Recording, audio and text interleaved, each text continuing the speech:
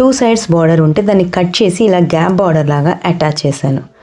Direct green బార్డర్కి ఇంకో green border attach చేస్తే ఫినిషింగ్ బాగా రాదు. గ్యాప్ బార్డర్ లాగా ఉంటేనే లుక్ బాగుంటుంది. చాలామందికి తెలియక డైరెక్ట్ ఆ గ్రీన్ బార్డర్కి ఇంకో గ్రీన్ బార్డర్ అటాచ్ చేస్తారు. అంటే పైన వచ్చిన బార్డర్కే కింద అటాచ్ చేసేస్తారు. సో అది రాంగ్ ప్రాసెస్.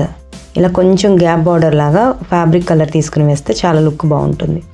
ఇంకా బ్లౌజ్ విషయానికి వస్తే ఫ్రంట్ డ్రాప్ తీసుకుని దానికి కొంచెం పైపింగ్ ఇచ్చి ఫినిషింగ్ ఇచ్చేసాం. కింద లోపల ఫ్యాబ్రిక్ ఏదైతే స్కర్ట్ కలర్ ఉందో ఆ కలర్ తోటి. అయితే ఓవరాల్గా ఇట్లా ఇచ్చిన తర్వాత ఇంకా కొంచెం ఏదో చేస్తే బాగుంటుంది అనిపించింది. అందుకని ఇట్లా సీక్వెన్స్ ట్రై చేసాం. ఓవరాల్గా ఇలా వచ్చింది. ఫ్రంట్ ఒక పేస్ట్రీ లుక్ వచ్చింది. సో ఇంకా పైపింగ్ అయిపోయింది, పేస్ట్రీ లుక్ అయిపోయింది. బ్యాక్ సైడ్ వచ్చేసి యోక్ పార్ట్ తీసుకున్నాం. యోక్ పార్ట్ని మాత్రమే హైలైట్ చేస్తే బాగుంటుంది అనిపించింది. సో యోక్ పార్ట్లో ఏదైతే బార్డర్ వచ్చిందో ఆ బార్డర్ని హైలైట్ చేసాం.